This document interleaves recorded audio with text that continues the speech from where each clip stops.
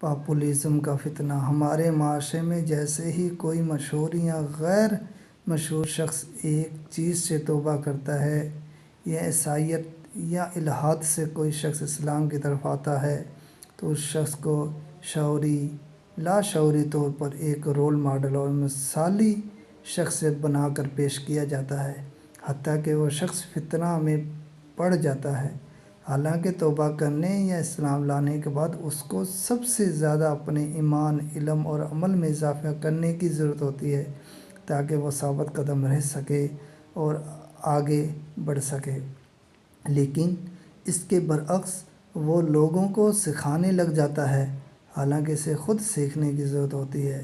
افسوس سے کہنا پڑتا ہے کہ آج کل بعض لوگوں کا کانسرٹ کے چکر میں ہر چیز کو کیش کرتے ہیں، کسی کے توبہ، کسی کے اسلام قبول کرنے تک کو نہیں چھوڑتے۔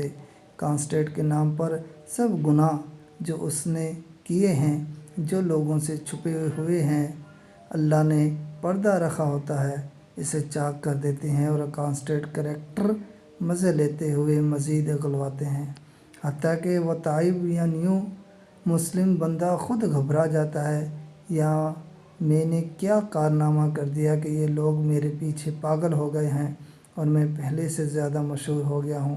پھر وہ سوچتا ہے چلو یار، میں بھی اسلامی کانسرٹ بنانا شروع کرتا ہوں، حالانکہ وہ اسلام کے بارے میں ککھ نہیں جانتا، یا پھر وہ خود ایک مبلغ اسلام کے طور پر ابھرتا ہے اور اپنے اسلام یا توبہ کو کیش کرنے لگ جاتا ہے۔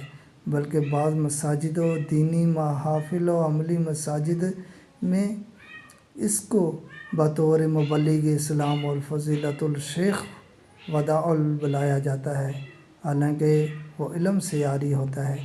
یہ سارا جیسا کہ ہمارے ایک جیب کہتے ہیں کہ فیکٹری پختگی کا فتگان اور سطحی تصور دین کا نتیجہ ہے، چند ٹوٹے پھوٹے خیالات۔ نوٹ: یہ ایک عام رویے پر گفتگو کر رہا ہوں، کوئی مخصوص معین شخص مقصود نہیں۔ جزاک اللہ خیر۔